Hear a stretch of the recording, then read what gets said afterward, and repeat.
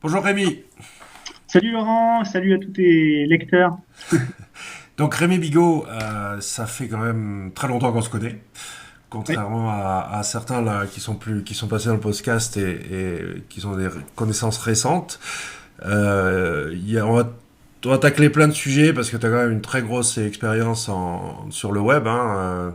Tu as travaillé pour des grands comptes comme eBay, tu as des expériences en tant qu'entrepreneur, que ce soit au travers du site de ta femme, La Fée Corsetée, ou toi-même pour monétiser tes propres sites. Il y a plus récemment l'expérience Wimi qui est en cours avec l'internationalisation. Et puis, on va parler un peu d'entrepreneuriat, etc. Mais on mhm. va commencer par une petite intro. Ouais, bien sûr, Attends. avec plaisir. Déjà, encore merci de m'inviter et puis bonjour à tout le monde. Donc, je m'appelle Rémi Bigot, j'ai 30 ans et pour ceux qui me connaîtraient pas encore, je suis webmarketeur depuis 2003. Donc, en fait, comment dire, j'ai un peu bourlingué, si je puis dire. J'ai eu pas mal d'expériences, voilà, vraiment salariées, d'autres expériences plus entrepreneuriales. Et en fait, pour être assez concis, voilà, j'ai bossé pour la plateforme d'affiliation d'eBay que je manageais l'année dernière depuis Londres. C'était une superbe expérience. J'ai monté une entreprise avec ma femme en 2006. D'ailleurs, beaucoup de tes lecteurs, je pense, qui me connaissent par ce biais-là, qui s'appelle La Fée Corsetée, où j'avais fait pas mal de référencement à une époque et où maintenant je me concentre vraiment sur plutôt les réseaux sociaux. Où on a des belles réussites. Et puis là, voilà, depuis septembre, je travaille donc pour la communication et le marketing de Wimi, qui est une start-up parisienne, WIMI. Et en fait, le produit est vraiment génial. C'est un produit B2B, donc pour les petites et moyennes entreprises, et qui leur permet d'améliorer leur efficacité et leur performance. Voilà. C'est un peu un mix entre Dropbox et Basecamp pour ceux qui connaissent. Ouais, on y viendra un petit peu plus tard, mais c'est vrai que c'est une solution, notamment enfin, on en parlera plus tard, donc je vais pas me lancer là-dedans. Mais je Pas de pensais souci. au côté un peu le Patriot Act aux États-Unis, etc., Ouais. avec toutes les problématiques. Mais bon, bref, si on remontait dans le temps, alors. Début des années 2000, l'aventure Webmaster Hub et compagnie. Ouais. Et toi, tu te lances. Enfin, c'est plutôt c'est le site de ta femme, c'est ça? La fait corseter, hein? Ouais, en fait, si on remonte avant, un peu avant, j'avais commencé à avoir pas mal d'expérience à titre personnel, voilà, où j'avais lancé des sites, des blogs, etc., où j'essayais de monétiser un peu à l'ancienne, comme on dit, hein, AdSense, les débuts de l'affiliation. Donc, c'était vraiment les balbutiements à l'époque. Donc, j'ai testé à cette époque-là, j'ai beaucoup appris, parce que si tu veux, moi, je suis pas du tout dans le domaine du web à la base, hein. Moi, j'étais plutôt dans le commerce. Donc, je travaillais pour des grands groupes comme la Fnac, par exemple, où je vendais des ordinateurs. Donc, et en fait, si tu veux, j'ai eu très vite ce virus du web et j'avais pas vraiment les diplômes. De toute façon, il y en avait pas à l'époque, comme tu le sais. Et donc, il a fallu apprendre par nous-mêmes. Donc, il a fallu mettre les mains dans le cambouis, aller au mastic un petit peu et tester par nous-mêmes. Donc, créer des sites, tenter de les monétiser, avec parfois du succès, parfois de gros échecs. Et puis ensuite, oui, le Google est arrivé. Enfin, à cette époque-là, Google était déjà là, donc je suis arrivé un peu après. Mais ça a été de plus en plus difficile et il y a eu de plus en plus de choses à mettre en place pour que ça fonctionne. Et puis oui, depuis 2006, en fait, on a eu une idée avec ma femme qui, elle, est vraiment dans le manuel, contrairement à moi. Euh, Elle aimait fabriquer des choses, voilà, d'elle-même. Et en fait, on a eu l'idée de créer cette entreprise donc, qui s'appelle La Fée Corsetée. Et en fait, elle fabrique des corsets pour ses clientes sur mesure et depuis la France. Voilà, pour être très simple. Et en fait, ce qui s'est passé, c'est qu'on s'est rendu compte assez rapidement que il y avait une clientèle, mais qu'elle était beaucoup plus intéressée par la robe de mariée. Donc du coup, il a fallu faire un choix, il a fallu complètement changer de stratégie. Et aujourd'hui, 80% du chiffre d'affaires vient des robes de mariée. Tu vois, C'est pour donner un une idée. segment quand même très, très rémunérateur d'ailleurs. Ça marche bien les robes de mariage, je crois. Ouais, ça marche très très bien, malgré ce qu'on peut entendre par-ci par-là. Il y a encore beaucoup de choses à faire. Et en plus, les gens cherchent des choses un peu Ouais. différentes et originales. Ouais, ouais, Donc, j'avais regardé un peu le secteur, donc c'est intéressant. Euh, et surtout, comment. Je parlais hier avec Rodrigue de créer cet état d'esprit, d'arriver à communiquer sur des valeurs, et c'est vraiment ce que vous êtes arrivé à faire, c'est-à-dire créer une véritable identité, et notamment vendre sur des réseaux sociaux tels que Facebook, ce qui n'est pas donné à tout le monde, quoi. ouais, exactement. En fait, depuis le début, on a décidé vraiment de taper sur les valeurs parce que c'est déjà parce qu'on y croit concrètement. Sinon ça marcherait pas. Et deuxièmement parce que c'est une manière complètement différente de communiquer. Et en fait, aujourd'hui, si on voulait combattre en face à face des géants comme Cymbeline ou même Tati Mariage, des gens comme ça serait strictement impossible pour nous. Pourquoi? Parce qu'on n'a pas du tout les mêmes moyens marketing, et deuxièmement parce qu'on n'a pas de moyens marketing du tout en fait. Pour être encore plus clair. Donc il a fallu, c'est un peu l'histoire de dire en France il n'y a pas de pétrole mais on a des idées. Bah c'est un peu pareil, la fée corsetée, elle a pas de sous mais elle a des idées. Et du coup on s'est dit voilà comment on va faire pour vraiment communiquer différemment et apporter quelque chose de nouveau dans ce domaine qui est survitaminé entre guillemets et surconcurrentiel. Et en fait, on est établi sur plusieurs choses. La première, c'est le Made in France. Donc toutes les robes sont fabriquées en France par la fée elle-même. La deuxième, c'est le sur-mesure. Vous avez vraiment un service sur-mesure. Vous allez discuter avec elle du début du projet, c'est-à-dire du premier dessin jusqu'à la livraison de la robe. Et puis la troisième chose, c'est le partage, c'est-à-dire que la fée, en fait, ce qu'on a mis en place par exemple sur Facebook, et c'est pour ça que ça marche, je pense, c'est qu'elle partage vraiment sa vie, quoi. Si tu veux, sa vie de travail, sa vie d'entrepreneuse. Elle partage des photos de son atelier. Récemment, d'ailleurs, elle a un petit compagnon à l'atelier qui est un lapin. Et ça marche très très fort en fait parce que sur chaque photo, elle montre le lapin. Ça paraît tout con comme ça, mais du coup, ça fait réagir les gens et ça apporte un plus que les autres ne font pas, si tu veux. Et c'est plein de petits points comme ça qui font qu'on est arrivé fin 2010. On a fait un premier lancement sur Facebook, uniquement sur Facebook. On a réussi à vendre 25 produits en quelques heures. Alors c'était des corsets en fait. D'ailleurs, j'ai raconté cette histoire sur Presse Citron. Vous allez sur Presse Citron, vous tapez fait corseter. Vous avez, j'ai rédigé en fait tout l'article, un article complet sur le sujet. Je posterai les liens de toute façon du profil Facebook de Presse Citron et tout ce que tu me donneras. Mais vas-y, continue. Ouais, pardon. Non, c'est super intéressant parce que du coup, j'explique vraiment de A à Z comment on a préparé le truc, comment on l'a durant l'événement entre guillemets, comment on a réagi parce qu'on a eu des gros problèmes, on a eu des échecs justement. Il y a eu des problèmes de livraison de tissus, il y a eu des problèmes, enfin voilà, on a eu plein de soucis, mais au final, ça s'est très bien passé. On a réussi à vendre tous ces produits. Et depuis, on fait ça 1 ou 2 fois par an. On fait vraiment des offres spéciales, vraiment dédiées à notre communauté Facebook. Et ça marche super bien. On est très contents. En dehors de Facebook, tu utilises autre chose ou vraiment tu focalises sur Facebook pour l'instant? Alors en fait, si tu veux, au départ, on était vraiment que sur le référencement naturel. Donc on avait beaucoup travaillé là-dessus. Ensuite, on s'est dit, bon, le jour où on a un problème X ou Y avec Google, on est mort, très clairement.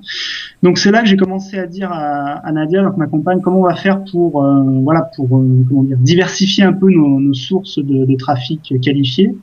Et du coup est venue assez rapidement l'idée de Facebook. Et du coup, on a commencé à expérimenter ça. Donc là, aujourd'hui, c'est Google et Facebook principalement. Mais on commence à se poser la question parce que, je sais pas si tu es sûrement au courant, mais Facebook a changé récemment ses conditions d'affichage des pages fans. En fait, maintenant, quand tu publies un statut, souvent tu vas avoir que 16 à 18% de tes fans qui vont vraiment recevoir le statut sur leur mur. Donc ça date d'il y a quelques mois et du coup les résultats sont un peu moins bons depuis cette période-là en fait. Donc on commence à se poser la question. C'est pour ça qu'on a mis en place une stratégie de vente privée par email. Donc ça va être le troisième bras armé de la fée corsetée, si je puis dire. Donc on dit aux gens voilà, inscrivez-vous sur la base mail pour recevoir des offres vraiment spécifiques uniquement pour la base mail. Voilà, pour avoir une troisième possibilité au cas où l'un des deux autres venait à flancher. Oui, c'est vrai, pour préciser, l'emailing sur une base de clients existantes, enfin en tout cas de son propre réseau, hein, pas dans le dur, est quand même un fabuleux vecteur, quoi. C'est génial. Ouais, c'est génial. Mais par contre, je sais pas pourquoi, c'est vrai, en tout cas quand c'est dans le dur, ou alors il faut vraiment spammer comme un goré, c'est-à-dire en envoyer je connais des gens, c'est plutôt genre 1 million et demi d'emails par mois. Là, ça marche, mais c'est autre chose, quoi. Ouais, disons, je pense qu'il y a vraiment deux stratégies différentes quand tu es sur le web. Tu vas vraiment avoir la stratégie volume, où tu vas te dire, je vais envoyer, je vais même spammer, etc. Alors, ça peut être bien, je pense, pour des sites qui sont pas trop importants pour toi ou qui sont pas ton core business, j'ai envie de dire. donc pour des splogs ou parce que tu as envie de vendre des produits d'affiliation par exemple. Mais par contre, quand ça touche vraiment à ton propre business, je préfère utiliser la deuxième méthode, c'est plus la qualité, pas chercher la quantité à tout prix et se dire voilà comment on va faire pour trouver des gens qui vont vraiment être intéressés par notre produit et leur vendre à eux quoi, et créer une vraie relation avec eux en fait. Et Ça puis fait- les recommandations, hein, c'est-à-dire que la prescription est quand même énorme, hein, surtout dans ce type de business. C'est-à-dire que les clients contents vont en parler et même de se propager. De toute façon, le but du jeu, c'est quand les gens vont demander autour de des recommandations, il faut que ton business soit cité 4 fois sur 5 ouais, et c'est comme ça que clairement. tu vas attirer le chaland, comme on dit. Bah, on le voit bien, non, c'est clair, c'est vraiment primordial, je pense. Et est-ce que vous allez, donc il y a eu, ok, des corsets aux robes de mariée, est-ce qu'il y a une évolution future à venir ou pour l'instant ça reste dans ce secteur-là? Alors en fait, ce qui se passe, c'est que pour le moment, ça marche très très bien comme ça. Donc on va continuer. Moi, des fois, je discute un peu avec elle pour lui dire, ah, c'est quand même dommage, tu as atteint un certain niveau, tu pourrais aller beaucoup plus haut et tout. Elle n'est pas du tout dans cet état d'esprit-là. Elle veut rester petite pour l'instant. Ça lui convient comme ça. Donc voilà, je respecte ça aussi. Mais elle a déjà des idées dans les cartons. Je peux rien dévoiler pour l'instant, mais bon, ça ira plutôt, on va dire peut-être un petit peu dans la lingerie. D'accord. Excellent secteur aussi. Si on, est-ce que t'avais monté en dehors de la fée corsetée, bon, mis à part toutes les tentatives de la belle époque, hein, où on faisait le quart de la moitié du n'importe quoi, et soit ça marchait pas du tout, mais en tout cas on s'amusait bien. Est-ce que tu as monté d'autres petits business quand même de, enfin, ouais, disons que ce soit pas de l'ampleur de la fée corsetée, mais il y avait eu des tentatives aussi à l'époque? Ouais, bien sûr, bien sûr. Bah, il y en a qui sont encore valables. Hein, si tu veux, aujourd'hui, mon travail, ça va être, en ce moment, c'est 80% Wimi parce on a vraiment du gros boulot à faire. On doit s'imposer sur différents marchés, notamment le marché US, et on va avoir beaucoup de travail. Il va y avoir du sport, comme on dit. On va avoir les vrais concurrents tels que Dropbox et Basecamp. Mais à côté de ça, moi, j'ai un blog, comme tu le sais, monter son Monter business. son business, ouais. Voilà, et j'ai quelques sites de niche encore qui fonctionnent sur certaines niches telles que le rachat de crédit. Tu vois de quoi je parle, qui est un business horrible enfin, comment dire, quand je dis horrible, c'est pas qu'il est horrible dans son sens premier, c'est que il y a une concurrence, mais alors là, c'est un niveau jamais atteint, je pense. Et en fait, voilà, j'ai encore quelques sites qui tournent comme ça, qui me rapportent des revenus réguliers, mais on est sur des petits revenus, tu vois, c'est pas plusieurs milliers d'euros, quoi. Mais en quoi, du lead ou plutôt Alors, de rachat, AdSense ou des trucs comme ça? ouais, Oui, pour le rachat, ouais, j'ai vraiment abandonné AdSense complètement sur tous mes sites, il y a aucun ouais. AdSense. C'est vraiment du lead. Pour le rachat de crédit, par exemple, ça, c'est très intéressant pour le rachat de crédit propriétaire parce que tu peux gagner jusqu'à 90 euros du lead. C'est quand même vraiment intéressant quand tu fonctionnes, quand ça marche, quoi. Pour d'autres systèmes comme l'écologie, etc., c'est plus du billet sponsorisé, de l'achat de liens, des gens qui viennent acheter des liens chez toi, ou éventuellement du partenariat, quoi, en fait. Voilà. Par exemple sur base emailing, si tu envoies à tant de personnes, voilà, je te paye tant. Voilà, c'est un peu comme ça que ça fonctionne. Donc j'ai différents sites comme ça qui me rapportent un revenu récurrent et à côté qui est plutôt sympa. Et parlons 2 minutes de monter son business.com. Ouais. Parce que, bon, tu as suivi quand même, je suis sûr, les batailles contre les vendeurs, ce que l'on appelle les vendeurs de rêve. Ouais. Quel est ton avis justement sur les formations web marketing enfin, les vendeurs de pelles, comme je dirais. Les vendeurs de pelles, moi au départ, je m'étais dit ouais pourquoi pas. J'ai étudié ça avec intérêt si tu veux. Et puis au fur et à mesure, je me suis rendu compte que non, ça n'allait pas le faire, ça respectait pas certaines valeurs que je pouvais avoir. Et effectivement, j'étais pas du tout en accord avec ça, donc je me suis très vite éloigné de ces gens-là. Parce qu'au départ, pour être honnête, hein, ils m'avaient contacté, on avait discuté ensemble, on avait même débuté à travailler, on commençait à travailler ensemble. Mais non, non. Aujourd'hui, depuis bien 2 ans maintenant, je me suis complètement désolidarisé et je comprends pas. C'est parti dans un délire complètement incroyable.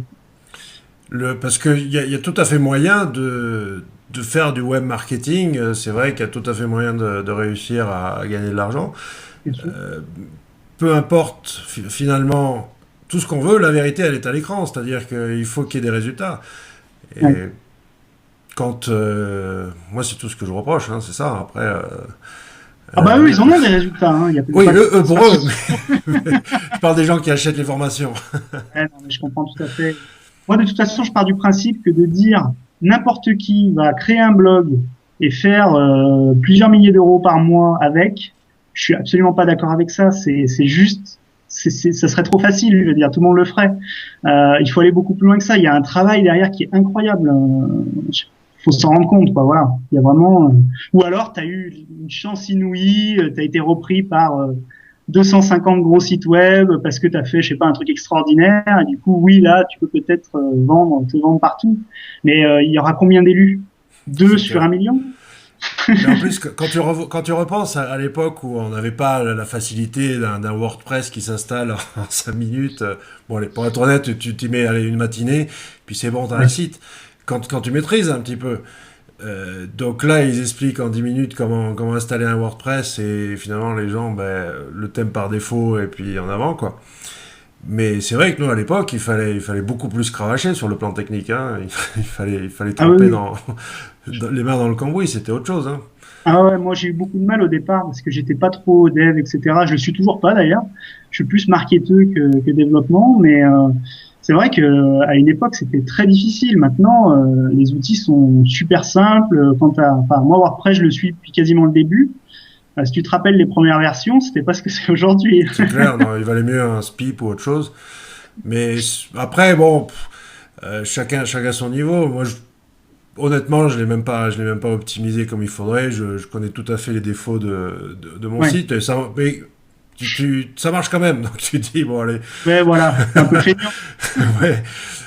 Je crois, j'ai mis 2 ans à corriger un petit problème dans mon header de repeat de la tribu CSS. Bon, donc voilà quoi. Euh, passons à autre chose maintenant. Ouais, Parlons de, ça va, je suis sûr, que ça va intéresser tout le monde, ça, l'affiliation eBay. ouais. Donc, t'étais à Londres. Voilà, en fait, ouais, ce qui s'est passé, si tu veux, c'est que fin 2011. J'avais fait un peu le tour. Là, j'avais envie d'enfin m'installer dans un pays étranger, mais pas pour m'évader fiscalement, parce que c'est pas du tout le cas, mais plutôt pour parce que j'avais besoin d'une expérience, une autre expérience, et j'avais besoin de vraiment améliorer mon anglais parce qu'il était assez déplorable à l'époque. Enfin, attends, Et en fait, et quand même, l'Angleterre, c'est limite. C'est quand même bien plus léger que la France, hein, au niveau imposition. non, non, mais je suis tout à fait d'accord. Mais si tu veux, là, j'étais parti comme Ouais, salarié, donc de toute façon. c'est sûr. Bon, allez, je te laisse reprendre, vas-y. Raconte-nous. Mais on parlera de ça un petit peu plus tard au niveau des impôts. Je te donnerai mon point de vue là-dessus. Non, mais au niveau, voilà, moi c'était vraiment avoir une nouvelle expérience et travailler dans une grande boîte que finalement j'avais pas fait finalement, parce que la seule grande boîte dans laquelle j'avais travaillé c'était Fnac, mais c'était pas sur le web. J'avais pas d'expérience de grande boîte sur le web, donc j'avais envie vraiment de le faire. Donc du coup, je me suis mis au boulot et puis d'ailleurs, je raconte l'histoire dans mon onglet expérience sur mon Tesson Business où j'explique toutes les étapes de du premier jour où j'ai dit je vais m'installer à Londres jusqu'au moment où je reviens en fait. C'est assez rigolo. Et en fait, je me suis mis en tête voilà de trouver un job là-bas super intéressant. J'ai eu un gros échec parce que je pensais signer chez une agence de voyage en ligne. Ça s'est finalement pas fait. Et en fait, eBay s'est présenté, donc j'ai signé. Et là, c'était juste génial. Donc en fait, j'avais en charge la plateforme d'affiliation d'eBay pour la France, l'Italie et l'Espagne, avec une équipe de 2 personnes, et il y avait tout à faire. Parce qu'en fait, moi, si je te parle d'eBay, est-ce que tu penses plateforme d'affiliation? Absolument pas. Moi, je Voilà, sais marketplace, mais non, affiliation, non, du tout. voilà. Et en fait, c'était le gros problème. C'est toujours le cas, mais à moindre niveau, parce qu'on a quand même fait un peu de boulot là-dessus. En fait, quand tu penses affiliation sur les gros produits comme ça, tu penses à Amazon, tu penses à Fnac, éventuellement, tu penses aux plateformes comme NetAffiliation, mais à aucun moment tu vas te dire je vais aller chez eBay pour vendre du produit et faire de l'affiliation. Et en fait, voilà, on avait vraiment ce challenge-là de faire connaître un peu plus la plateforme d'affiliation aux 3 marchés dont je t'ai cité, hein, France, Italie, Espagne. Ça a été une super expérience. D'ailleurs, certains de tes lecteurs, je les ai sûrement contactés au titre d'eBay pour leur dire voilà, ce serait bien quand même que vous mettiez en avant un peu des produits eBay. On avait de gros challenges, hein, pour être honnête avec toi. On était dans une guerre parce qu'en fait, nous, on n'était pas au CPC pur, par exemple, ni au CPA. On est D'accord. dans un mix des deux. En fait, c'est un système qui est très dur à vendre parce que tu arrives vers les gens, tu leur dis bon voilà, vous allez mettre du eBay chez vous. Par contre, je peux pas vous dire combien ça va vous rapporter. Ouais. Donc, si tu veux, le mec il te dit oui, mais enfin moi Amazon il me propose 12 centimes d'euros pour les mêmes produits que vous.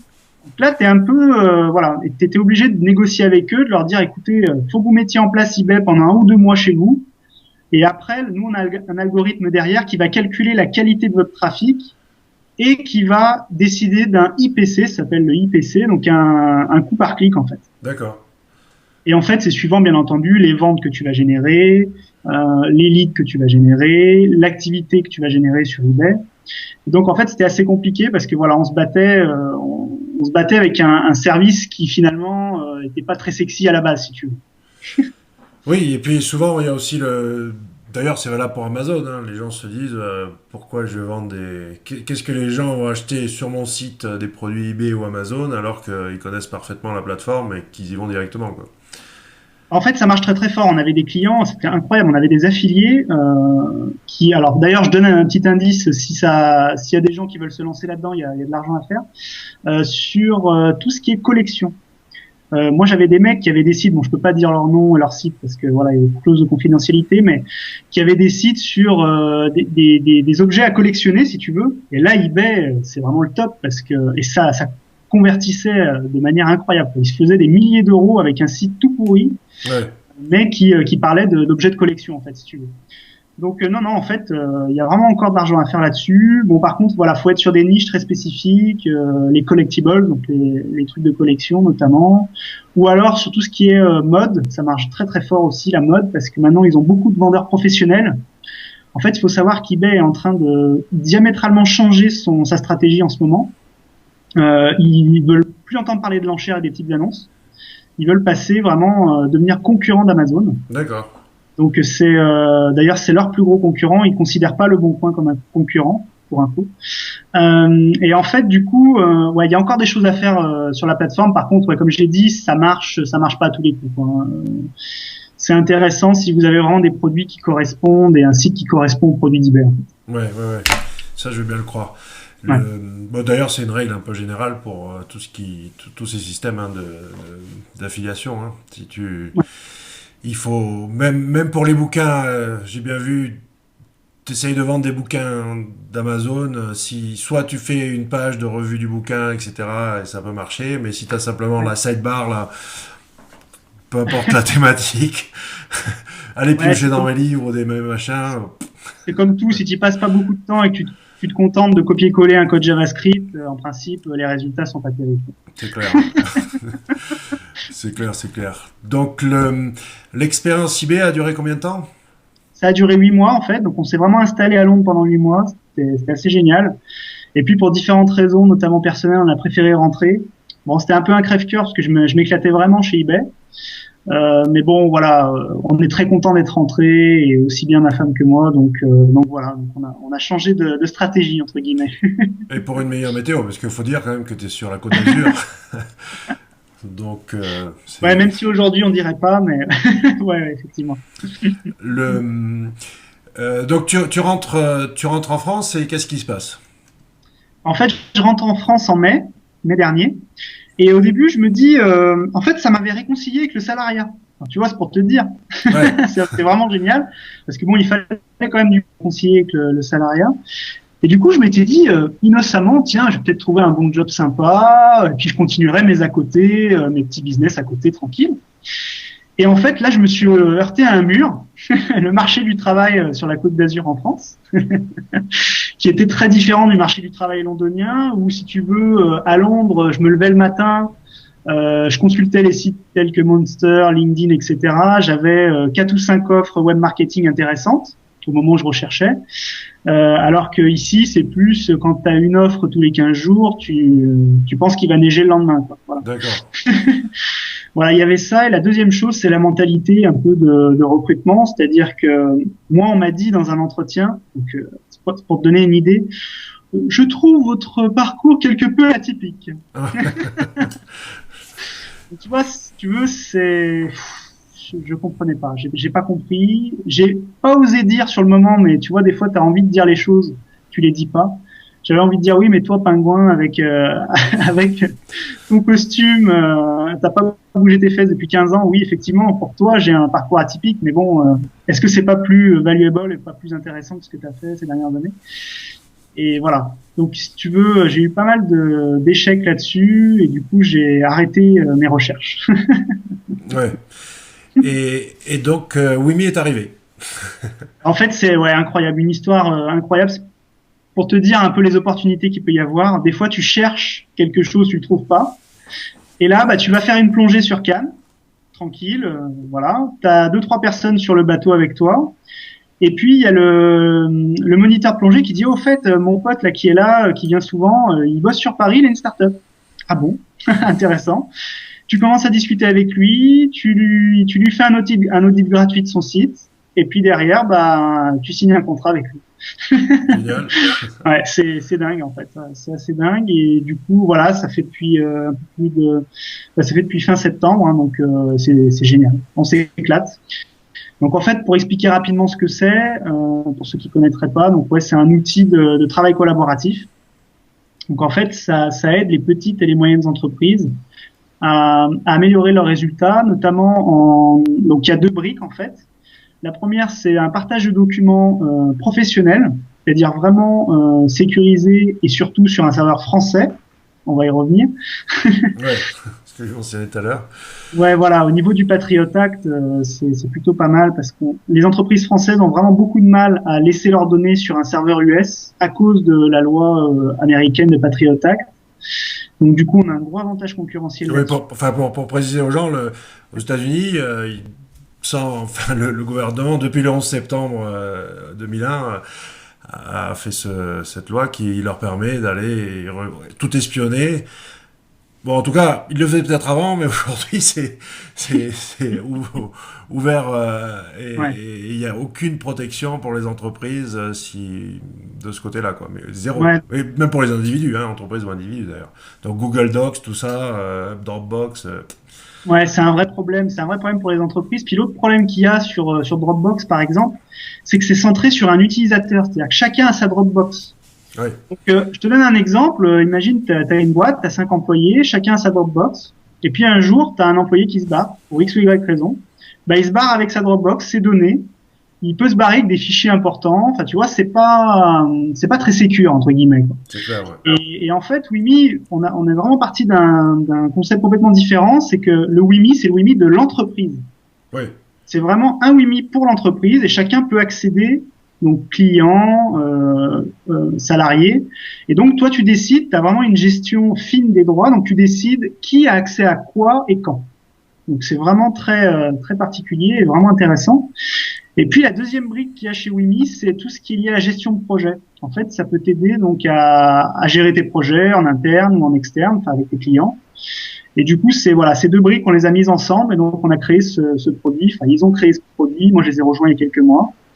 Et donc là, on a un joli succès en France. On est bientôt à 4000 entreprises qui utilisent l'outil. Sachant que quand je dis entreprise, ça part du petit auto-entrepreneur jusqu'à la PME moyenne. Et maintenant, l'objectif, c'est d'attaquer le marché américain. On est en pleine levée de fonds.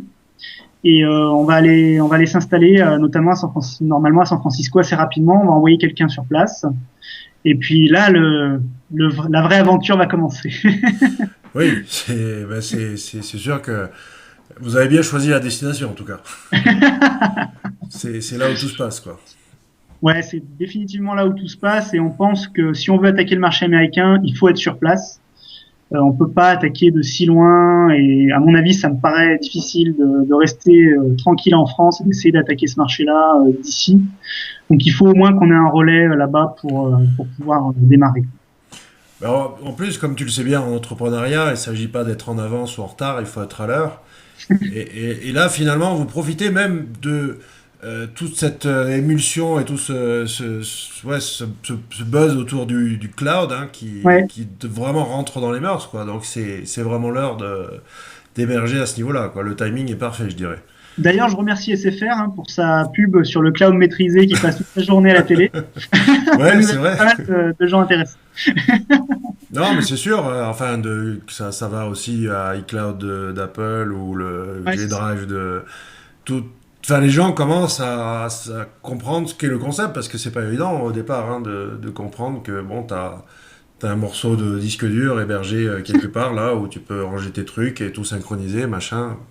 Ouais, c'est vrai. En plus, si tu veux, sur le marché américain, c'est très développé, mais sur le marché français, moi j'ai vu une étude passer, c'est encore vraiment sous-développé. On est vraiment en période d'équipement aujourd'hui, donc les gens commencent à s'y intéresser et à s'inscrire en fait sur des différentes plateformes. Je parle au niveau professionnel. Hein. Et du coup, on est vraiment au bon moment en France parce que on est en train de vraiment d'embrasser le marché entre guillemets. Par contre, aux États-Unis, c'est vraiment une toute autre problématique. On arrive dans un marché où les gens sont déjà équipés, il va falloir les convaincre de Ouais, changer. Là, ça va être, voilà, il va y avoir vraiment du sport. Et en fait, ce qui est le gros challenge pour moi et ce qui est super intéressant et super excitant, c'est que, en fait, pour le marché français, j'ai bénéficié de mon réseau. Moi, ça fait des années que je crée, enfin, que je capitalise sur mon réseau. Donc, en fait, c'est grâce à mon réseau que j'ai réussi à avoir plein d'articles de blog, plein de choses qui ont, récemment, on a beaucoup parlé de Wimi, c'est grâce à ça aussi. Alors qu'aux États-Unis, bah, mon réseau il est tout petit. Donc là, voilà, mon challenge, ça va être de créer le même réseau aux États-Unis qu'en France. Donc je pense qu'il va y avoir du beau boulot à faire. bah, je veux dire pour avoir vécu 10 ans là-bas, il y a un truc que tu oublies, c'est que c'est la French Touch. Et c'est quand même très important, c'est-à-dire que il faut utiliser cet avantage d'être français parce que tu sors du lot d'entrée de jeu et qu'il y a historiquement des... Enfin, on va tout de suite prêter attention à toi, de serait-ce que parce que tu es français, tout simplement, quoi. Bah, j'espère. Et puis après, bon, mais bien sûr, derrière, il faut que ça suive, mais il y a cet avantage que bon, bah, tu peux déclencher de l'intérêt tout simplement parce que, voilà, oh, la France. Paris, machin. Mais c'est vrai, hein, c'est aussi bête que ça, quoi. Moi, je l'ai vérifié une infinité de fois où, clac, le Ouais. déclencheur, bah, c'est simplement l'élément différentiel de l'origine. Parce que c'est encore un pays très, très naïf de ce côté-là et que du côté historique, ils se sentent un peu, un peu, comment dire, écrasés par le vieux continent et les Anglais les supportent pas. Ouais. Ouais. Les Européens du Sud, machin, mais la France, voilà, ça fait rêver. Bon, bref, c'est aussi bête que ça, quoi. Puis aussi, quand tu regardes récemment, moi j'ai vu, c'est vrai qu'il y a pas mal de startups américaines qui recrutent des Français parce que j'ai vu passer un article récemment qui disait, voilà, les Français on les aime bien, ils ont une manière différente de voir les choses et du coup on aime bien en avoir un ou deux dans l'équipe. C'est vrai qu'ils nous aiment bien. Bon, ça garantit pas le succès. Quand on regarde Non, Loïc Lemer, là, ben lui, il était un peu en avant, je crois, avec son sismique, là, tu vois, c'est possible. c'était un petit peu tôt, quoi. C'était pas encore la vidéo, les webcams, tout ça. Bon, c'était pas encore tout à fait ça. Il y avait pas, il aurait peut-être commencé aujourd'hui, là. Je pense que ça serait différent. Mais il a quand Bah, tu même fait sais, son trou là-bas très rapidement, quoi, sans vraiment ouais. plus de relations que ça, quoi. Il a fait son trou, puis c'est quelqu'un, moi je sais qu'il y a beaucoup de gens qui le critiquent et je pense que c'est une erreur parce que c'est un mec qui fait beaucoup de choses, qui essaye beaucoup de choses, voilà, il a des échecs. C'est ce qu'on disait, hein, la Ouais. culture de l'échec, on l'a pas en France. Mais en même temps, enfin voilà, son événement le web, il est juste extraordinaire. Ce qu'il a créé à Paris, c'est fabuleux. On a le monde entier qui vient à Paris pour échanger, on n'avait pas ça avant. Maintenant, il s'exporte même à Londres. Il vient de revendre le web à Reed Needham. Je sais pas si tu connais ce Ouais. grand groupe qui fait des événements internationaux. D'ailleurs, 90% des événements se passent à Cannes. Merci. J'espère que le web va revenir, mais j'y crois pas trop. Va venir à Cannes, mais j'y crois pas trop. Mais ouais, non, c'est un mec qui a essayé beaucoup de choses. Bon, voilà, il s'est planté, il a fait un mea culpa. Voilà, c'est un mec qui va rebondir facilement. Il a un réseau extraordinaire, donc je me fais pas trop de soucis pour lui. Non, mais de toute façon, je suis bien placé pour le savoir. Dès que t'es un petit peu trop exposé, il y a le bon comme le mauvais côté, hein, de toute manière, quoi. Ça, c'est C'est obligatoire, mais le fait, de toute façon, on va y venir, hein, ce fameux billet d'hier où tu parlais de cette culture de l'échec et l'introduction est toute trouvée avec Loïc, où les gens, c'est un peu avait ce petit sourire narquois d'apprendre que Sismic s'était planté, quoi. C'était, Ouais, voilà, quoi. c'est assez débile, quoi. Enfin, bon. Moi, après, c'est pas mon état d'esprit. Après, voilà. Moi, je pense que voilà, il a tenté une aventure, il a shifté plusieurs fois, il a essayé de changer plusieurs fois de business model, malheureusement sans succès. Bon, bah voilà, il a revendu une bouchée de pain peut-être, mais il a revendu. Et puis, je sais que c'est un mec qui va relancer des choses. Et puis, rien que le web, de toute façon, le web est un succès. Pour moi, c'est une entreprise à succès déjà. Bien sûr, Déjà, en avoir une, c'est déjà extraordinaire. bien sûr. Et ouais, donc cet entrepreneuriat, le fait qu'en France on stigmatise un petit peu trop, on n'a pas cette culture de l'échec qu'on peut en avoir en Angleterre ou surtout moi aux États-Unis, ayant été éduqué là-bas, c'est dans l'ADN quoi. Tu t'es pas crédible si tu t'es pas planté. Alors que Ah, carrément. c'est tout Carrément. l'inverse ici quoi. Là, tu m'as fait passer une vidéo de Sergey Brin, donc le boss, enfin, l'un des créateurs de Google, qui explique comment il a raté son premier business de pizza par fax. Bah voilà, c'est exactement la même chose. Voilà, ce mec-là, il a loupé un business et puis derrière, il a monté l'un des plus gros business du monde. Donc, Ouais. c'est bien qu'il a appris des choses, quoi. Bah, c'était une bonne idée, les pizzas par fax. Ouais, Et puis ce qu'ils n'ont pas pris en compte, c'est que, en fait, effectivement, les pizzerias avaient une machine un fax, mais ouais. qu'ils ne le regardaient jamais. Donc bon, le problème était réglé, quoi. Et aujourd'hui, il crée des lunettes. Bon, vous les voyez, c'est les Google Glass que je porte. Voilà, il crée des lunettes qui vont, à mon avis, faire un carton monumental. Bon, voilà, c'est l'exemple encore. Effectivement, comme tu dis, si t'as pas eu d'échec, t'as pas appris parce que t'as rien fait. Moi, c'est ce que je disais dans mon article. Moi, j'ai eu des gens qui m'ont critiqué sur plein d'actions que j'ai mis en place, notamment ma dernière petite startup que j'ai lancée en catimini parce que pour l'instant c'est en bêta en décembre dernier, qui s'appelle Cliquer Facile. Mais en même temps, c'est les gens qui ne font rien qui te critiquent. Voilà, eux, ils avancent jamais, quoi. Oui, ben en plus, de toute façon, il faut surtout compter que sur soi-même, hein, parce que le reste de l'environnement est assez hostile de toute manière, donc il faut, il faut vraiment croire en soi. Et puis, euh, enfin, comment t'expliquer? Parce que mon ressenti, c'est de dire, voilà, tu pars d'une idée. La fait corseter, là, pareil, moi, je trempe aussi dans le commerce, mais tu peux pas tout anticiper. Non, Il y a ces milliers de petits blocs qui doivent s'ajuster ouais, pour que ensuite il y ait bon, soit un produit fini, soit un service ou ce que tu veux. C'est composé de tous ces petits éléments qui doivent s'assembler parfaitement. Et souvent, le problème, c'est qu'on est la tête dans le guidon. Par ouais, exemple, sur carrément. le support client, de regarder au microscope, alors que non, il faudrait voir plutôt la globalité, prendre un télescope. Et ça, c'est très très compliqué, quoi. Ouais, c'est très difficile quand tu es vraiment passionné par ce que tu fais, et c'est souvent le cas quand on lance des business comme ça. Bah voilà, tu vois que de ton œil à toi, et du coup, il y a plein de choses que tu vois pas autour. Et après, comme je dis, en plus, si les gens autour de toi sont négatifs d'origine et t'envoient pas les bonnes choses, quoi, entre guillemets, te disent pas vraiment, te pointent pas vraiment le truc qui va pas, bah du coup, tu sais plus où aller, quoi, t'es un peu perdu. Et c'est vrai que tu as besoin voilà, de gens qui vont te donner quand même des conseils, mais constructifs, quoi, je pense. C'est important.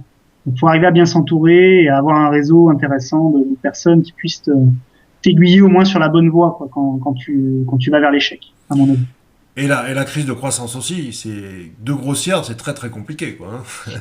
Ça aussi, moi j'ai vécu plusieurs trucs où, en fait, finalement, tu fais soit marche arrière, soit tu te tapes la tête contre les murs parce que tu dois franchir des paliers Ouais, et après, ben, c'est une course. Combien de clients je connais qui, pour le même bénéfice net à la fin de l'année, doivent faire genre 20, 30 fois plus de chiffre d'affaires? ah ouais, c'est Parce que terrible. leurs structures ont grossi de manière exponentielle, mais Ouais, finalement, au bout du compte, si tu as la satisfaction de nourrir beaucoup plus de bouches, de faire un CA beaucoup plus gros, mais à la fin, il te reste beaucoup plus de mal à la tête ouais. pour un résultat final qui est le même, hein. C'est vrai que des fois, quand tu veux voir trop gros, bah du coup, t'as tous les inconvénients, quoi, hein. Et des fois, en plus, il y a aussi une souplesse que tu perds. C'est-à-dire, quand t'es une start-up, tu peux très facilement changer de stratégie, faire autre chose. Mais quand t'es un grand groupe international, c'est plus même une grosse boîte, quoi, même une grosse PME. Quand tu commences à grossir, c'est beaucoup plus difficile. Chaque employé, chaque employé te rajoute un problème supplémentaire, quoi. Donc, faut bien le prendre en compte, je pense.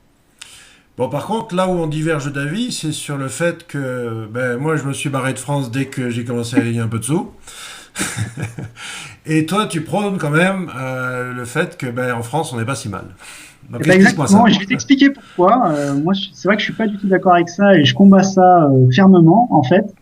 Il y a une raison simple, c'est que les gens voient justement que par le petit bout de la lorgnette, qui est la fiscalité. Donc ils disent voilà, ils prennent la fiscalité, ils la comparent avec les pays étrangers et ils te disent voilà, la France c'est de la merde à cause de ça. Mais je suis désolé, enfin déjà on vit pas que par la fiscalité, premièrement. Moi j'essaie de voir le problème un peu plus globalement. Je me dis attendez, il faut prendre les choses, il faut prendre la qualité de vie, il faut prendre l'environnement, il faut prendre. Il y a plein de choses à prendre en compte si tu veux dans le choix de l'implantation. Je C'est le clair. sais, puisque moi j'ai passé 8 mois à Londres et j'avais envie de rentrer, je voulais rentrer. Pourtant, tout le monde dit Londres c'est mieux, blablabla. Bla. Moi j'ai vu des gens à Londres, je suis désolé, ils sont pas plus heureux qu'en France. Et je peux te le dire, et c'était des entrepreneurs, c'était des salariés. Il faut pas voir que la fiscalité. Alors par contre, le problème qu'on a en France, ça je suis d'accord, c'est que jusqu'à présent, même si les choses sont peut-être en train de changer, heureusement, on a un vrai problème sur l'entrepreneuriat. C'est plus ça le problème en fait que la fiscalité, c'est dire les patrons sont des riches cons, tu vois toutes ces conneries qu'on a vues sur les journaux. Voilà, de stigmatiser toute une frange de la population alors que quelques mecs ont fait des grosses conneries, c'est vrai. Ça, c'est un vrai problème. D'ailleurs, je reprends une phrase de Patrick Robin qui avait été interviewé, qui était passé à la télé. Il y avait une femme qui lui disait donc oui mais vous de toute façon les entrepreneurs donc elle mettait tous les entrepreneurs dans le même panier hein, de l'auto-entrepreneur jusqu'au grand patron du CAC 40 tu vois un peu le truc et elle lui disait oui mais vous de toute façon les entrepreneurs vous vivez dans la soie etc machin et il lui répond il lui fait vous savez que plus de 80% des entrepreneurs vivent avec 2000 euros par mois c'est ça pour vous péter dans la soie. Et j'ai trouvé ça génial et voilà le vrai problème de la France, je pense, c'est plus ça.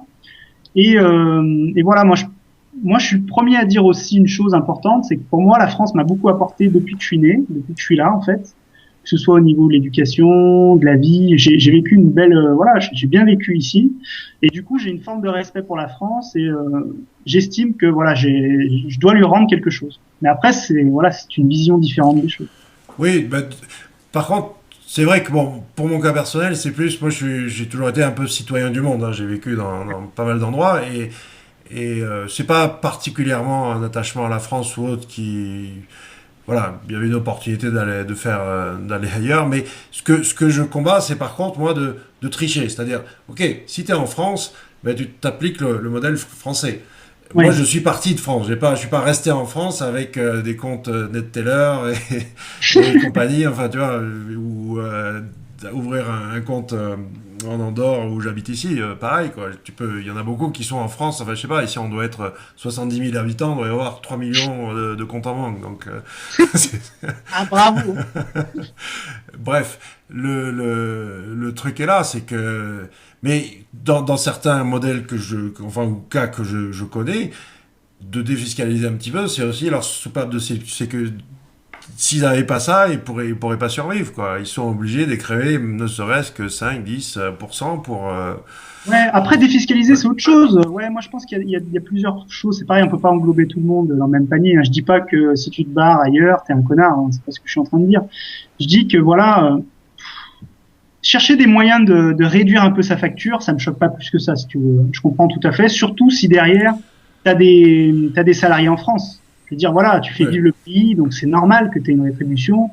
Et quand les pigeons ont gueulé sur les 60% de revente d'une start-up, voilà, j'étais d'accord avec eux. Je veux dire, il y a un moment où il faut arrêter, quoi. Il faut vraiment arrêter. Par contre, après, il y a plein de choses qui ont été mises en place récemment. Je cite simplement l'auto-entreprise, hein, mais ça paraît rien comme ça. Mais en fait, l'auto-entreprise, ça met le pied à l'étrier à énormément de gens. C'est ultra simple, c'est pas cher. Tu vas payer entre 13 et 24% d'impôts, de charges sociales sur ton chiffre d'affaires. Donc, c'est quand même pas énorme. Et ça te permet de démarrer si tu veux. Alors évidemment, c'est pas adapté pour une PME ou si t'as un gros truc de prévu, mais pour démarrer, c'est pas mal. À titre personnel, à titre indépendant, je pense, pour te faire une première expérience. Et puis voilà, je pense qu'il y a quand même des choses qui ont été mises en place récemment. Fleur Pellerin, pour moi, est la meilleure ministre qu'on ait eue dans tout ce qui est lié au web, parce qu'elle, au moins, elle le comprend, même si elle prend pas toujours les bonnes décisions. Voilà. Mais au moins, voilà, il y a eu un exemple, je sais pas si tu as vu, qui était génial au salon des entrepreneurs. Elle a pris la parole, elle a dit que clairement ils allaient faire en sorte que les entrepreneurs qui se plantent ne soient plus fichés Banque de France. Donc je sais pas si tu vois, ça paraît rien comme ça, C'est mais une révolution. c'est une révolution, carrément, c'est une révolution. Je pense qu'il y a un changement de mentalité qui est en train d'avoir lieu. J'espère qu'ils vont continuer comme ça.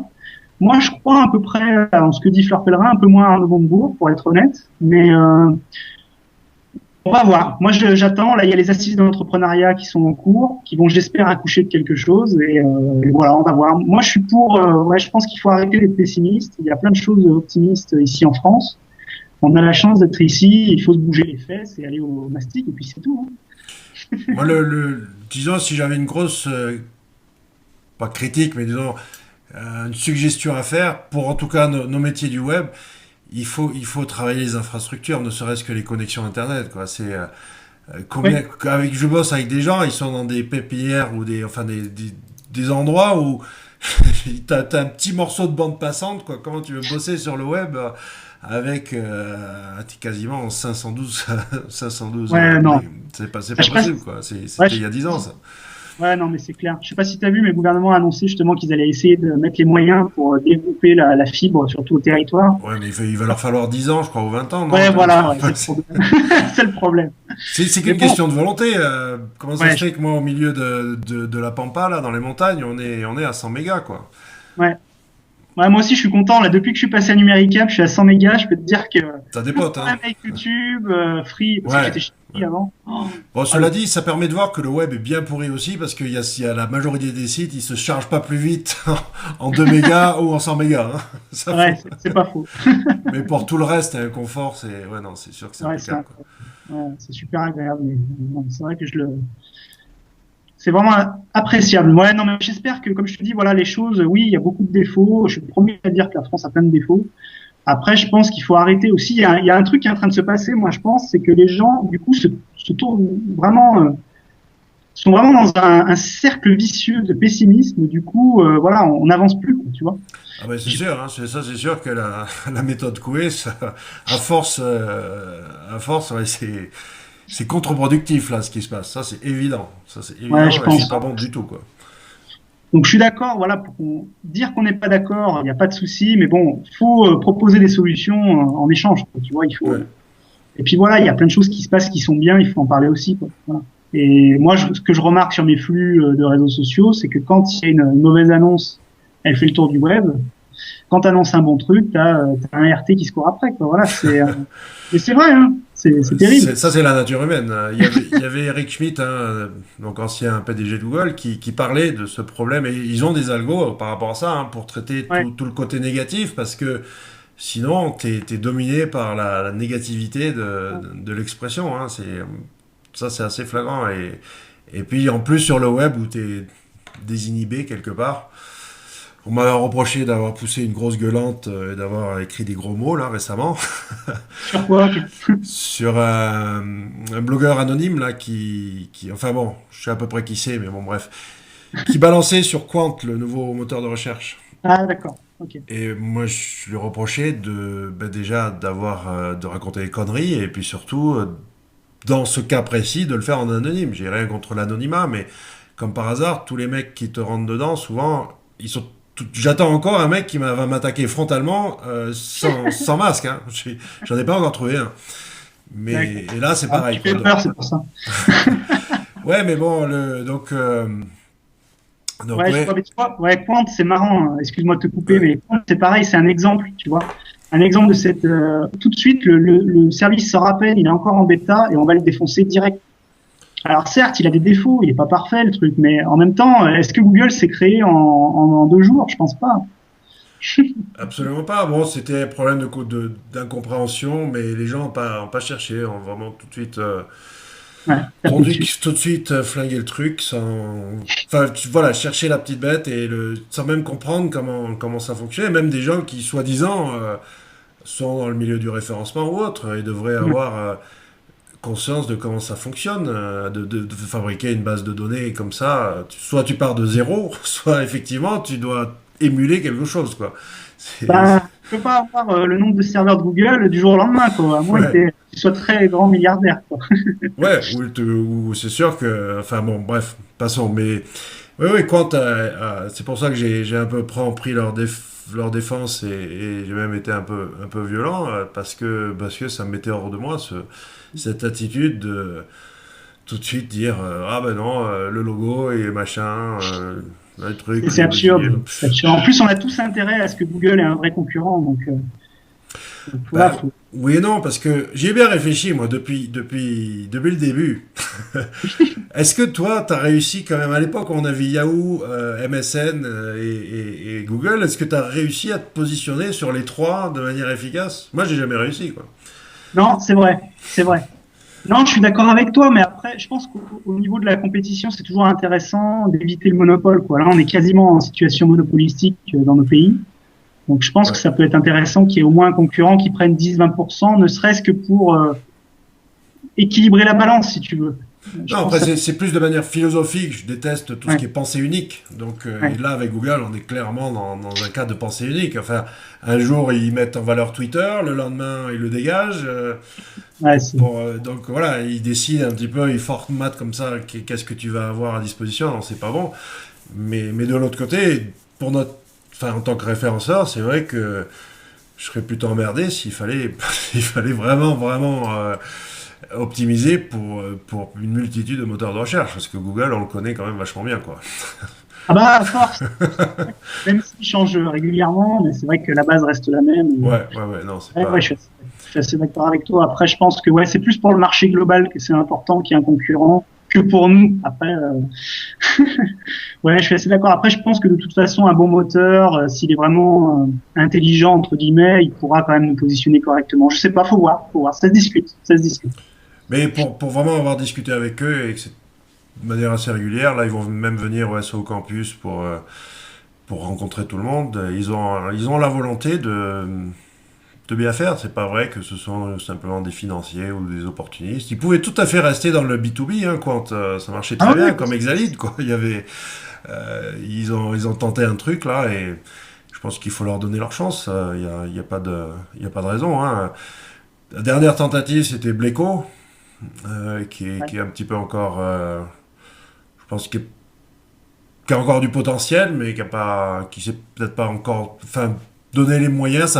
Ça a buzzé au début, et puis après ça s'est essoufflé. Ils auraient dû continuer de pousser, quoi, hein. Ouais, ce qui est très difficile, c'est qu'aujourd'hui, quand on veut vraiment concurrencer Google, c'est que les gens ont pris des habitudes, quoi. Donc du coup, si tu fais comme Google, bah t'es condamné en disant, on te dit voilà, tu t'es comme Google, quoi, t'es juste un clone. Si tu fais différemment, les gens ont du mal à changer leur manière de chercher les choses. Tu vois ce que je veux dire? Moi, moi le premier, hein, je suis allé sur Quant, bah, j'ai testé évidemment, et c'est vrai que du coup, ça te fait bizarre parce que c'est pas tes habitudes, quoi. Donc Ouais. à un moment il y a une période où tu dois réapprendre en fait. Et si tu n'arrives pas à passer cette période-là, ben tu passes pas. Tu passes pas. Et c'est dommage que Microsoft soit trop con pour coordonner leur action, parce que, comme tu dis, il faut Bien. changer les habitudes. Entre Bing et Google, je suis désolé, la techno, c'est la même, quoi. Il n'y a pas vraiment d'avantage décisif technologique comme avant. Et par contre, oui, c'est dans les habitudes d'utilisateur, mais il faut pas qu'ils fassent un petit lancement en Australie et puis après un truc en France et machin. Il faut l'effet boom. Donc même s'ils mettent de l'argent dans Bing, c'est Microsoft. Il faudrait qu'ils en mettent 1000 fois plus, quoi, ou 1 million de fois plus, que pour tout écraser. Ils y croient pas dans leur truc, c'est pas possible autrement. Ou alors ils sont vraiment trop cons. Ce qui Ouais, est je sais possible pas. aussi. Enfin, pas trop cons, mais je veux dire, c'est dans ces sociétés tellement explosées que Ouais. multinationales, etc., ils n'arrivent plus à avoir cette cohérence et, comme on disait tout à l'heure, hein, cette vision télescope qui permet de dire, bon, Ouais, ben, euh, Microsoft, voilà, ils viennent du logiciel, donc du coup, voilà, c'est très différent de Google. Ils n'ont pas du tout la même manière de fonctionner, etc. Et je pense que Microsoft est un peu le cul entre deux chaises parce qu'ils se disent aujourd'hui, nous, on continue de faire beaucoup d'argent sur le logiciel, on veut continuer à la manière d'un Kodak qui continuait de vendre des trucs pour les appareils photo, là, j'ai perdu le nom. Et du coup, leur business est mort maintenant parce qu'ils sont pas passés au numérique. Si Microsoft, l'argentique, les pellicules. voilà, merci beaucoup. Kodak qui continuait de vendre des pellicules alors que c'était fini, bah, Microsoft c'est un peu pareil, ils ont vraiment besoin de changer de manière de fonctionner, mais c'est difficile, c'est une boîte qui est gigantesque, qui est énorme, qui a des milliers d'employés dans le monde, donc bah, il faut qu'ils trouvent la bonne carburation entre guillemets. Donc ouais, ils ont un gros challenge. Après bon, faut pas non plus les enterrer trop tôt. Non, après, c'est sûr qu'ils ont une puissance de feu quand même phénoménale, hein, mais Il y en a qui ont disparu de certains secteurs. Regarde, IBM et le PC personnel, voilà quoi. Alors Avec les nouveaux. Et oui, le, oui, non, je suis d'accord avec toi. Ouais. enfin, tu disais Kodak, ouais, je crois que c'est surtout leur problème, ça avait été, ils ont fait un pari inverse des autres vis-à-vis des imprimantes, c'est-à-dire que c'était l'imprimante qui était très chère et les consommables qui étaient pas très chers, ou un truc comme ça. Tu confonds avec Canon. Ah, non, non, non, non, non, Non? Ah ouais, parce que Kodak, ils ont vraiment morflé par rapport vraiment à la. Ils continuaient de ne pas croire au numérique en fait. Hein. Je sais ouais, pas si. oui, Ouais, c'est vrai. j'irai voir pour les imprimantes. Je sais pas du tout. Je sais pas du tout. Je sais pas s'ils en ont fait déjà les imprimantes. Ouais, ils ont dû en faire. Mais ouais, ouais, non, mais tout à fait. Il y a des boîtes qui disparaissent. Hein. Regarde MySpace. Bon, ils reviennent tout doucement, mais on pensait à l'époque avant Facebook que ça allait jamais mourir. Et au final, ils ont pris une claque démentielle. Quoi. Non, Donc, même Google n'est pas protégé. Hein. De ceux qui sont vraiment protégés, honnêtement, t'as ce qu'on appelle les 60 familles aux États-Unis, c'est-à-dire voilà, ouais, les je vois. Mellon, tout ça, enfin Philip Morris, Les compagnie. fameux 0,1%. Ouais, eux, ils sont intouchables, c'est eux les vrais mondes du monde, c'est eux qui décident qui va être président, etc. Mais après, tout le reste, les nouveaux riches, comme ils disent, hein, ils peuvent. Après, ouais, de toute façon, un mec, c'est pour ça que Google se diversifie, hein, faut pas croire. Hein. S'ils se diversifient aujourd'hui, c'est parce qu'ils veulent sortir du schéma 100% AdWords. Quand tu regardes leurs revenus, il y a encore une très grosse partie des revenus qui vient d'AdWords. Et donc, ils se disent, bon, ben, on va lancer des produits annexes, d'autres produits, des produits business, des lunettes. Enfin, voilà, qui aurait cru que Google allait se lancer dans les lunettes? Enfin, voilà, ils essaient de lancer d'autres projets pour se protéger un maximum, et être littéralement tentaculaire. C'est aussi pour ça qu'ils achètent des boîtes à tour de bras, ils essaient de se protéger, je pense, hein, tout simplement. Qu'est-ce que tu penses, toi, de le prochain enjeu technologique? Qu'est-ce qui va être moi, je parie sur l'explosion de la box télé, quoi. Hein. Ah ouais? Quand la box va exploser, parce que pour l'instant, t'as des télés multimédia, mais qui ne sont pas vraiment. T'as l'Apple TV, la Google TV, etc. Mais tout ça, il y a encore ce protectionnisme des opérateurs hein, avec leur box. Automatiquement. Ouais. Et si ça arrive à péter, tout ça, ben, il y aura une fusion web télé, etc., qui pourra faire des choses magnifiques, mais jusque-là, bon. Et toi, où tu vois donc le prochain Pour Big moi, Bang? il y a un truc que j'adore, que je vois se développer actuellement. Alors, bon, c'est peut-être un peu trop techno, mais voilà. Euh, c'est tout ce qui est l'Internet des objets, en fait. Tout ce qui est lié aux objets, c'est-à-dire que, pour te donner un exemple tout con, hein, Babola, donc, qui est un fabricant français de raquettes, va lancer, enfin, a déjà fait de la publicité, mais va lancer dans les prochaines semaines une raquette de tennis connectée. Donc, c'est-à-dire qu'elle va analyser, donc, tu auras une application iPhone, tu joueras au tennis normalement, avec ta raquette.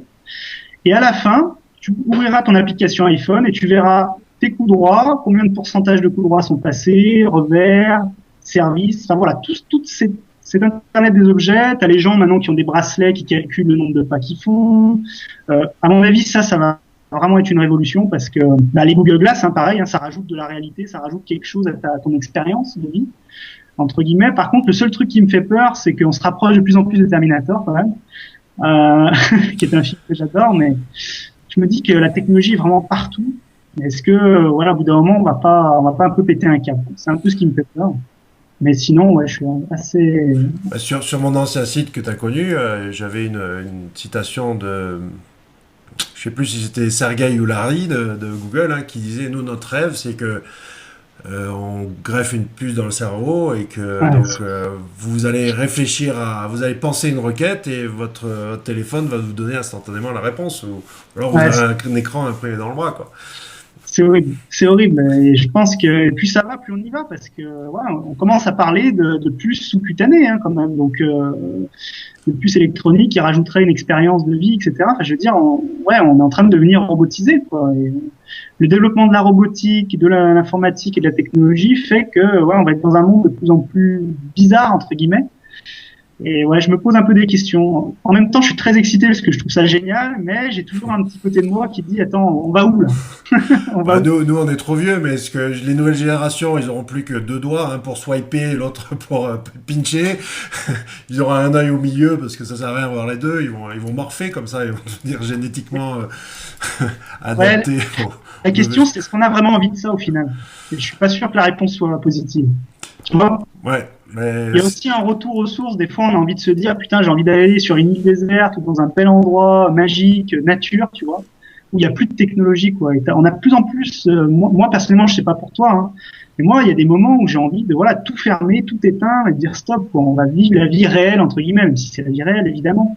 Mais voilà, de me dire, on va un peu shut down la technologie, mettre ça en veille et puis aller vivre normalement. pourquoi tu crois que je suis au milieu des montagnes?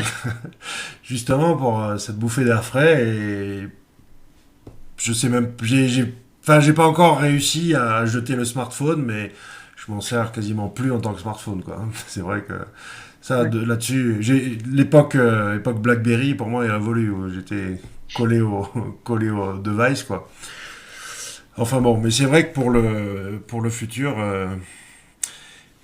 je ne Ouais. saurais prédire ce qui va arriver, mais c'est vrai qu'on va être vachement plus connecté, ça c'est évident, hein. Tu vois autour de toi, tout le monde est collé sur leur téléphone dans la rue, partout. La GoPro, regarde la GoPro, c'est un Ouais, phénomène incroyable. C'est un phénomène incroyable. D'ailleurs, il y a un article que je t'invite à lire, je t'enverrai le lien par commentaire. Il y a un mec qui dit, mais attendez, là vous rigolez avec la GoPro, mais bientôt vous allez moins rigoler. Parce ouais, que tout le monde va en avoir une et tout le monde va tout filmer. ouais, Et, ouais. ça va être quelque chose. C'est vrai qu'on se rend pas compte des problèmes que ça peut générer derrière. Ouais, ouais, ouais. Mais il y avait George Orwell 1984, mais il s'est trompé. C'est en fait, c'est pas Big Brother, c'est Little Brother. Tout le monde devient Ouais, des espèces de surveillants de tout, quoi. ouais, ouais, exact. Euh, c'est, d'un côté, c'est excitant et inquiétant en même temps. En fait, j'arrive pas, ouais, je suis un peu partagé sur tout ça. On verra. J'espère qu'on sera quand même intelligent et qu'on fera pas n'importe quoi, mais bon, j'ai un peu peur. Bon, alors écoute, c'est vrai qu'on là, on s'est vraiment éloigné du web. Je t'annonce, tu as battu le record haut la Ah, main de longueur de podcast. On est ah, presque au niveau du long métrage. putain. Ah, je suis désolé pour les lecteurs. J'ai Non, été, non, non, non. Je sais pas si tu as battu, parce qu'on a papoté un peu avant de lancer la conversation, mais euh, on est bon là. écoute, en tout cas, c'était super intéressant. Je te remercie de m'avoir invité. Mais avec plaisir, au contraire, je regrette qu'on l'ait pas fait plus tôt. Et puis il faudrait que, comme avec, il y a quelques-uns, je pense, avec Sylvain Perronnet, on a déjà pris l'habitude de. Lui, il est à date anniversaire tous les ans. Et D'accord? toi aussi, il faudrait que tu reviennes nous donner des nouvelles de tes aventures, parce que tu fais partie quand même des anciens qui ont fait plein de trucs. Et Ouais, c'est, ouais, non, mais c'est clair. Bah, le SO Campus, je vais peut-être jeter un œil. Faut voir. Ça se discute.